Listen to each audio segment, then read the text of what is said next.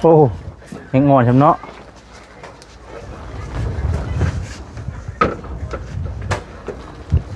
เสียงหลั่นจะเจ็บตับเป็นดีเด้อว่าจอยนี่เนาะโอ้แล้วมันเป็นหินไหมเขาบอกจะเลย คักดีเนาะติดมือเลย ไม่อะไรมันออกลายเนาะ คักเงี้ยเนาะ ล่าง อันตรายนี่เนี่ย ก้อน2.5ไป 2,500,000บ่ได้เป็นเนาะแอมห้องนึงบ่เป็นมาถึงแล้วก็จงไว้ห้องนี้สิก็ได้คือกันมันก็สีอันนั้นอีกแล้วนะเพราะว่าข่าวนี้มันโล่งเนาะแต่ว่าใช้ลูกติ้งมันจะขัดแนวหนึ่งได้ครับอันนี้มันยังเบิ่งขัดมันเฮายังบ่ฮู้ได้แบบทุกสิ่งมันต้องได้ขึ้นไปเด้ติ้งมันก็ถูกเกิดมาเด้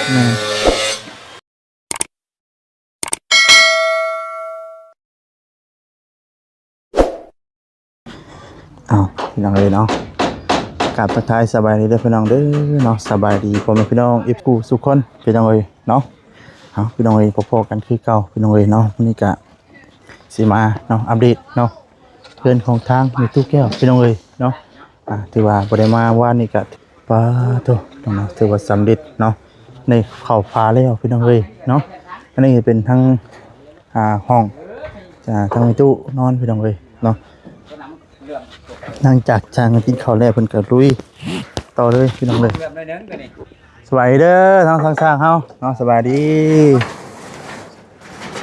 พอเบ็ดบ่พักเด้อบ่เนาะบ่พักเลยฟ้าวขนาดเลยฟ้าวเลยเด้อได้บาทเรื่องพอแล้วคุ้งตัวนี้10 บาทมันเฮ็ดหยังเรื่องลงว่าแล้วติเหลื่อมหลายเอาแผ่นสุดท้าย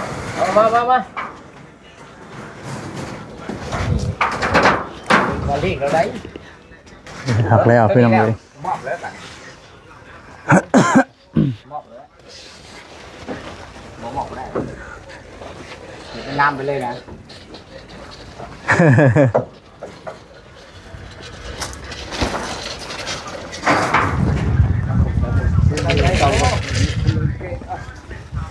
มือฟ้ามือฝนมันได้บนอยู่ในใดพี่น้องเลย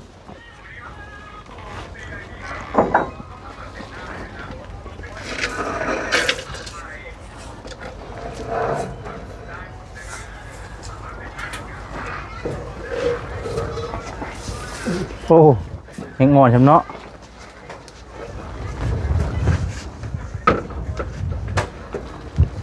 เสียงหลั่นจะเจ็บตับ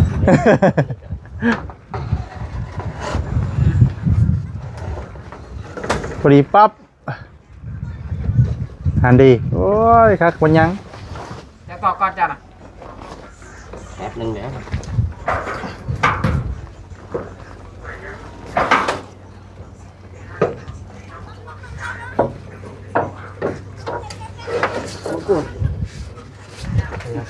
จับสีกลางเนาะ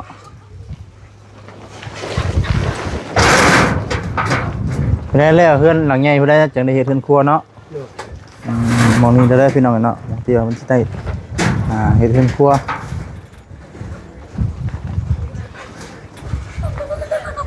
ก็ออกมาหลายเติบบ่เพื่อนครัวหลายเติบบ่มองนี้ได้บ่ตอกแล้วแหละนี่ที่แอนเรื่องที่เขาเปิดเขาตามเลยโอ้เอาตรงนี้เลยตรงมาสิเลยตัวมันก็เป็นไม่ได้จากเม็ดเกาะเอาเพื่อนครัว3 เมตรปลายดีคักกันเนาะดีงามไปแล้วเนาะเพราะว่าเดินจะสามีเนาะสิประมาณ3 นี้แล้วเนาะไปหันเลยเนาะ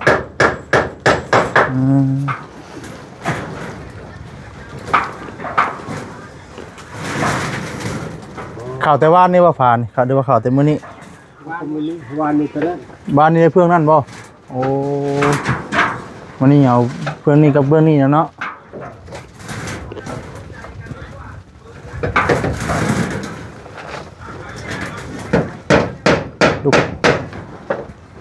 ลูกติงกับมาแล้วเนาะลูกแก้วเนาะ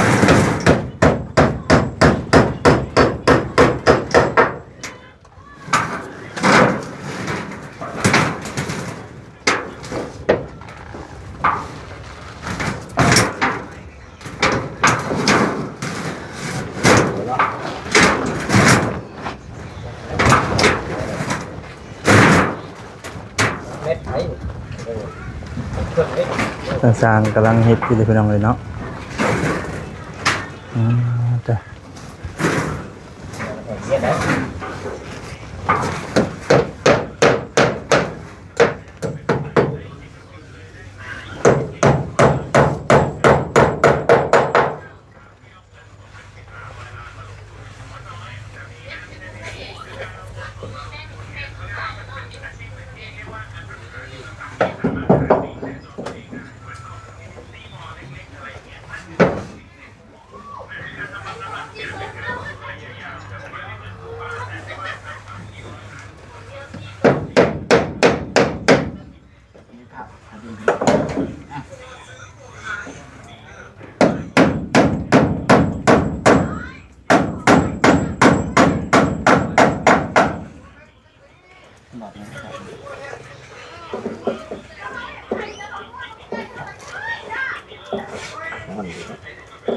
ห้องนี้เปิด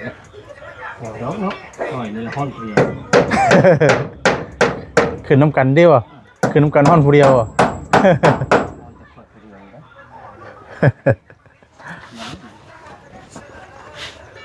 เดี๋ยวไอ้ เด็กก็เราสว่างยิ้มเรา มาเดี๋ยว มันเงืองบ่ โชว์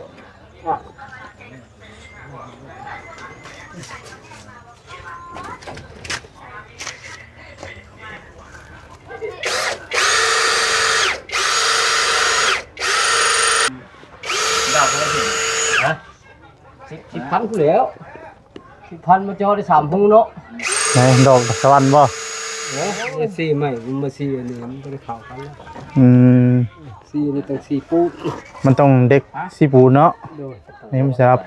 เจ้าไม้นะแม่นบ่ เดี๋ยวสิบ่ได้ดอกมึงบ่เข้าเฮาเลยจะปูเจ้า ยันหนูมันตะปูคือเก่าบ่ โอ้ยแค่นี้ก็ปูคือเก่า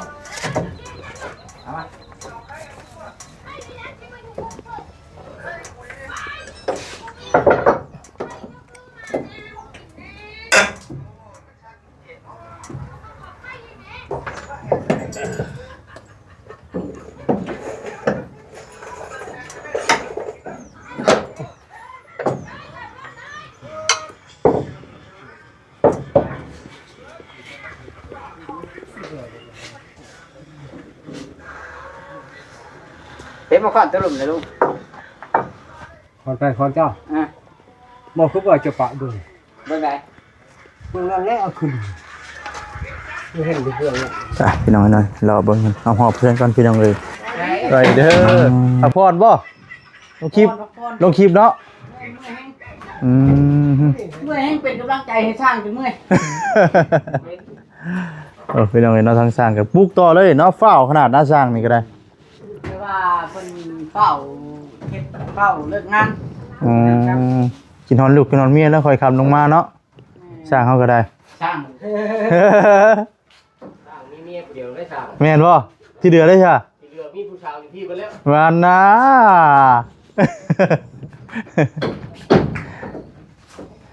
แย่เป็นแอมพาให้ไปแอมเบิดอันเบิดปลาเดี๋ยวจะสิบ่ เบิดโซล่านั่นบ่ อ้าวปลาเนี่ยล่ะ ตีไปใช่ลงใหม่น่ะเฮ็ดได้คนดูนี่ก็ตามได้ ลืมหมองเมียนไปยัก ต่อตัวมึง โอ้ยไปเสื้อ บ่จ้อยเอาลงมาบ่จ้อย เฮ้ยบอกบ่ได้มาบ่มื้อนี้บอกบ่ได้มาบ่ บ่ได้แล้ว อ๋อมาเรียบร้อยเนาะโอ้เด็กต้องท้าเองเลยบ่นี่ บ่จ้อยฮะ น้อยเนาะป้าตัว ก่อนฮะเป็นหยังเนาะ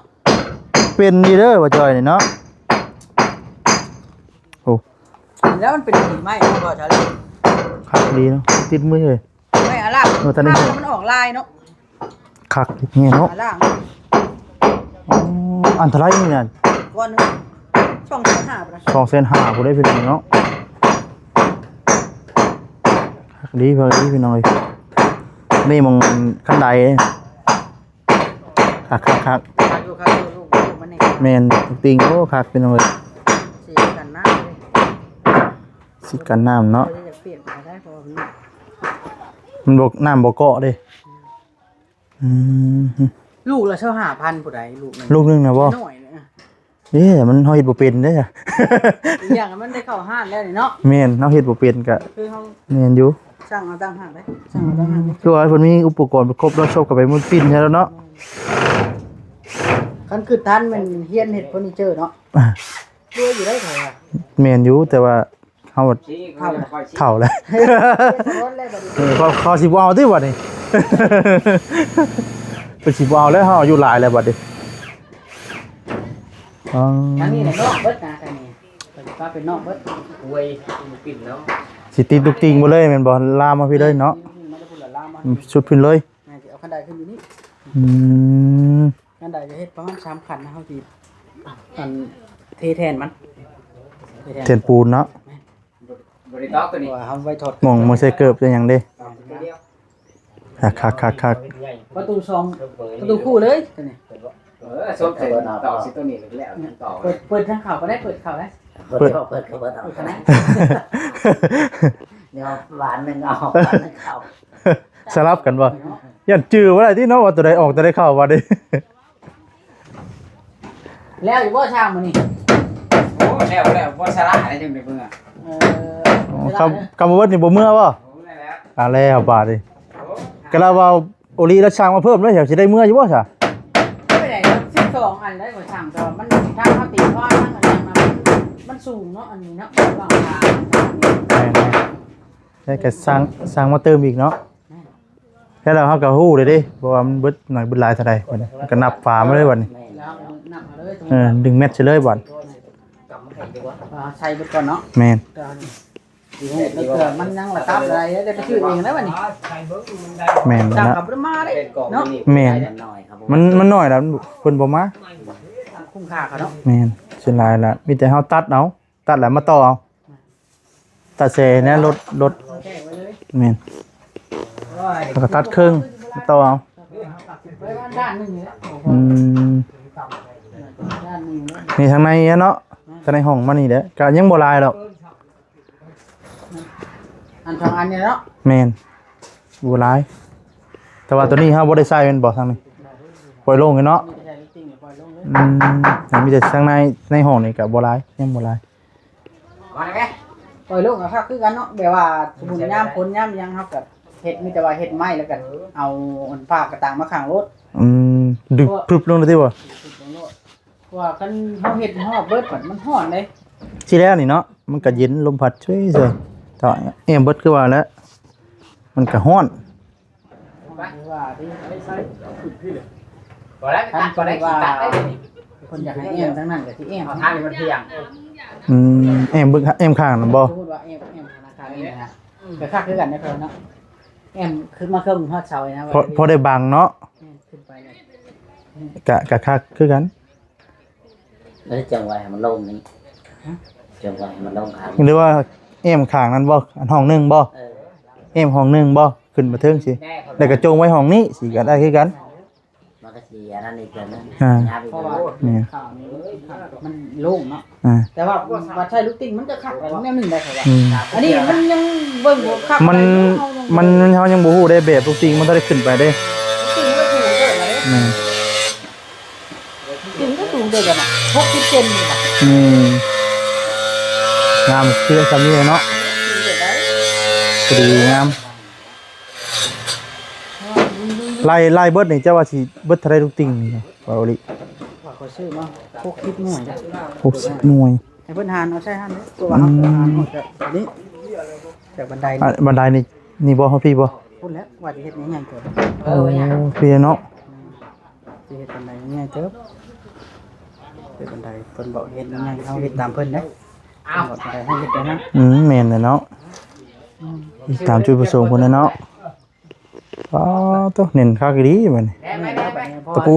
ตั้งเจนใช้ลายนะ ตะปูแล้วจิกใส่ลายเลยย่ำรุดอยู่ดิเนาะอ๋อตะปูนี่ปูซิปปู เพิ่นจะให้มันติดกับเสานี่ อืม มันเป็นเสาโต บ่บ่ เสาน้อยโพดทีแรกเขาว่าสิบ่เฮ็ดใหญ่ปานนี้นะ ได้หรือเปล่า อืม แล้วเพิ่นว่าโอ้เอาใหญ่รถได้เพิ่นว่านะก็เลยจัดใหญ่แล้วก็ได้เอาความแน่นหนา อืม เพราะว่ามันแล้วนี่สิให้เพิ่นเก็บงานแล้วสิให้เพิ่นมีไม่ที่8ลง20ลงใส่เสาตรงนั้น ขึ้นตีลามใส่นี่เลย อ๋อ เพราะว่าพยายามให้มันแน่นจับกับเสายันพายุ ยามลมบ่ติงเนาะบ่เอาดี มันแล้วทั้งลุ่มทั้งเทิงนี่นะ อ๋อตอนนี้บ่ ทั้งลุ่มทั้งเทิงนี่จะยากว่าก็เอาเยอะไปหลายเนาะ แม่นมันบ่ล่มหรอกบ่ล่มบ่ปิวหรอก แต่ว่าบ่ บ่ปิว ปันมี จักตัวใด เนาะ แม่นต้องมีขั้วอีกดึงไปอีกว้ายลมยังสิไปแฮงก็ดี อยู่บ้านเจ้าไปเห็นหลังคาไปเนาะบาง แม่นไปเทื่อกับปิวเบิดหลังคาเพิ่งนึง แต่ยากเลยมันจะเป็นนาอยู่เวียงจันทน์ให้ หมกเห็บบ่ งูเนาะ หมกเห็บ มันบ่อยู่ดอกกาวแล้ว แกเฮ็ดอะไรก็บ่อยู่เนาะมันหมกเห็บเลยตู้ใหญ่นึงนี่จำส่วนหมกตูมผู้ แม่นไปเห็นเพื่อนอยู่ทั้งต่างเมืองต่างหยังน่ะมีหูน้อยๆเนี่ยได้จะไปซุกใส่อันหูเสาหูน้อยไปซุกใส่เนาะซุกใส่เล็กนะเล็กกระดอน่ะ เด้อ ต่อนะบาตาลีมันอันนี้เสียวได้ค่อยว่า เนาะ แต่มันปรุงผัดมันตกจากเสาอะนะ เพิ่นคือบ่ย่านเนาะ อู้ย่านค่อยอันนี้ หรือว่ามันเป็นเรื่องน่ะจักแดะ มันลื่น เป็นเรื่องหรือว่าสิมันเป็นสูตรเพิ่นบ่ ทางเสานี่อย่างน้อยมันก็จับมีแม่นไว้อะ โดย แป้นกับบักใหญ่เนาะเรื่องอันนี้เนาะ คนอีกคักนะ เสาห้าแป้นน่ะ คักใหญ่ชื่อคักโอ้เนาะแม่นใหญ่ดี มาจอยมักให้ใหญ่ๆบ่ มากใหญ่ๆเอาจ้อยเฮา ดูเข้าหรือบ่ที่เจ้าน่ะ กินแล้วกินนี่ทั้งเจ้าได้กินนะบ่ แล้วประตูบ่กินข้องนึงปั่นอีกเลย อ๋อ ตีโตมาปั่น โดย กลับกัน กินเนาะ เขาเจ้ามาไว้นี่เนาะ ไว้บ่มื้อนี้ ไว้เติบแล้ว เพราะว่าปกติซ้ำเก่านะ นี่บ่ เออ ก็แชนบุญละมังมาครับเนาะ แม่นมื้อนี้เรามานำกันมื้อนี้ เห็นอยู่ว่าเขาถอกเบียร์ไว้นะ เห็นอยู่น้ำข้างบ้านนาซายน่ะ ไปได้จะไปเห็นวันนั้นเลย จังหว่าเด้อคอยว่ายันรับในจักไสว่าเนาะ รู้มันง่ายนะเบียร์ราคาแพง เพราะว่าเบิดหลายล้านเติบ เบียร์น้ำเข่าได้นะ ป้าตัว เบียร์ต่างประเทศน้ำ ข่อยคิดว่าเอ้าไปมาฉลองกันกินเบียร์อยู่ข้างทางข่อยว่าแล้วบ่ก็คักบ่แม่นเด้อว่าซั่น เขาคิดว่าเขาวานเขาได้ คนหลายแท้ว่าซั่นนะ คนหลายบ่อยู่ หลายคนมาเก็บอันนั้นดิเก็บขวดเก็บหยังมันแตกโอ้สะอยู่พี่น้องเอ้ยจะว่าบ่ฮู้ว่าคนขับสิเป็นจังไดเนาะเพราะว่ามันบ่ได้ปีนเด้ ก็บริกินบ่ บ่ เป็นยังไง มันเสลดลงข้างทางจังซี่นะนี่ข่อยว่าย่านรับในแหละครับแบบพวงมาลัยลงเลยสินะ เพราะนั่นละอันตรายเนาะ แม่น เบิดละเงินละปีนี่ แม่นแหละ นี่แหละอาชีพแต่ละอาชีพก็มีความเสี่ยงเนาะว่าทาริ แม่น อาชีพขับรถก็ เสียงชีวิตหลังพวงมาลัยนี่โอ้ยเสียงคือกันพี่น้องเอ้ย ต้องพักผ่อนเพียงพอ แม่นจะเอาฟืนเด้ฟืน เล เด้ ยจักได้ ตดหยังคือกัน ทุบรถนั่นแหละ ทุกรถว่าเฮาระวังอยู่แต่ว่าผลมีคนมาตามก็มีเสียนะ ต้องระวังรวมกัน ระวังนํกัน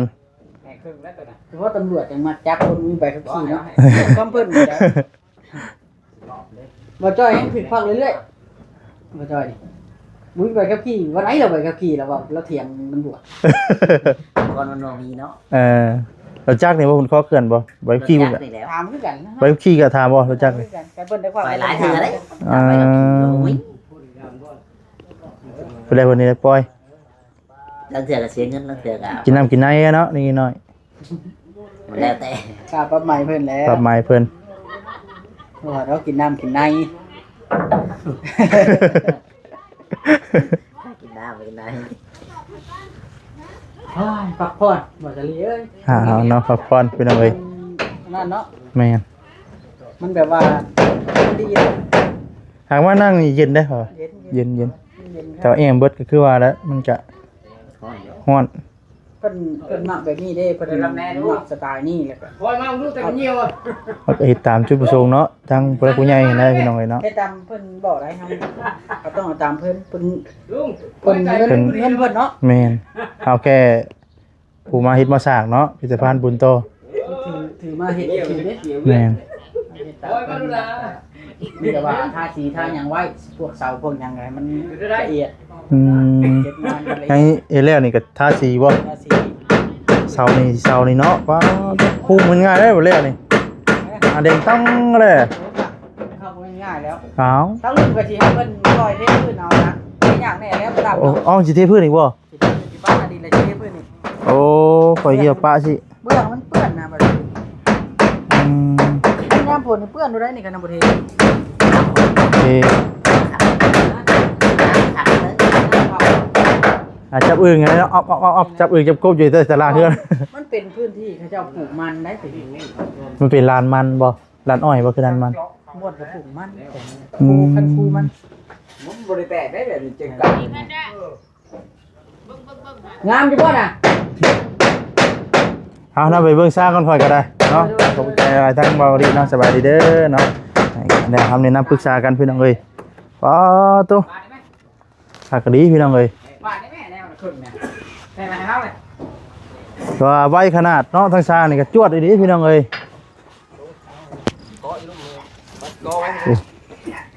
ไม่เหี่ยวไปเที่ยวอย่างเลยเนาะ เหี่ยวบอกให้ค่อยมาว่อนไก่พอดีแน่เหรอทำนี้ได้เนาะ คุ้งใหม่เลยคุ้งใหม่เลยคุ้งใหม่ โอ้ เครื่อง พี่น้องเอ้ย ทำนี้เนี่ยเบาเนาะเบาของเงินเนาะ ถ้าสายพี่น้องเนาะสำหรับที่นี่ทางบัสดีก็สิได้ขอจบคลิปซะก่อนเนาะพี่น้องเอ้ยเนาะผิดพลาดประการใดเนาะขอโทษขออภัยได้พี่น้องเด้อเนาะกับเราคำชาได้ทางบัสดีเนาะโอ้มอนนทูเนาะขอโทษขออภัยนํพี่น้องเอ้ยนำลาไปก่อนแล้วเนาะโอ้ตั้งสร้างแก้วล้างสีคอดพี่น้องเอ้ยเนาะเฮ็ดห้องน้ำต่อพี่น้องเอ้ยไปพี่น้องเอ้ยเนาะลาไปก่อนสบายดีเด้อพี่น้องเอ้ย